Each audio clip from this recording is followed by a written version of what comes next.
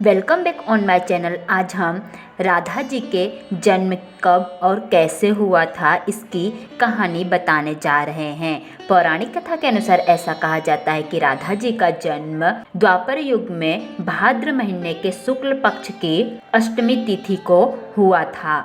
परंतु राधा जी का जन्म किसी स्त्री के गर्भ से नहीं हुआ था, परंतु कहानी के अनुसार ऐसा कहा जाता है कि इसी दिन द्वापर युग में राजा वृषभानु घूम रहे थे। तभी उनको एक सरोवर में बहुत ही सुंदर कमल का फूल दिखाई दिया। वो जैसे उस कमल के फूल के पास गए तो उन्होंने देखा कि कमल के फूल पर एक छोटी सी कन्या लेटी हुई थी। यह कन्या कोई और नहीं परंतु राधा जी ही थी। जब वो हर जगह पर ढूंढने लगे कि आखिरकार इस कन्या के माता पिता कौन है, तो उन्हें कोई भी नहीं मिला।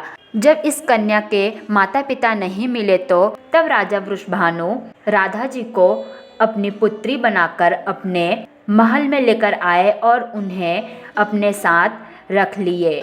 राजा वृषभानु और उनकी पत्नी राधा जी को पाकर बहुत ही ज़्यादा खुश थे और उनका पालन पोषण करने लगे। परंतु राजा वृषभानु और उनकी पत्नी सदैव ही निराश रहते थे, क्योंकि राधा जी कभी भी अपनी आंखें नहीं खोलती थी और वो सोचते रहते थे कि आखिरकार किस प्रकार से हमारी पुत्री अपनी आंखें खोलेंगी।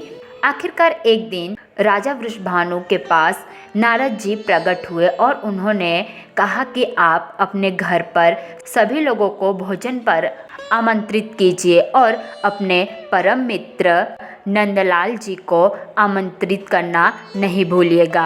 आपकी पुत्री इस प्रकार से ठीक हो जाएंगी। नारद मुनि के कहे अनुसार राजा वृषभानु ने सभी को अपने घर पर भोजन के लिए आमंत्रित किया और आमंत्रण पाकर नंदलाल जी कृष्ण भगवान के साथ उनके घर पर पधारे। और जैसे ही कृष्ण जी राजा वृषभानु के घर पर आए, कृष्ण जी उचित समय देखकर राधा जी के पास गए और जैसे ही कृष्ण जी ने राधा जी को स्पर्श किया, तुरंत ही राधा जी ने अपनी आंखें खोल दी और सर्वप्रथम राधा जी ने पृथ्वी पर आने के पश्चात कृष्ण जी को ही देखा।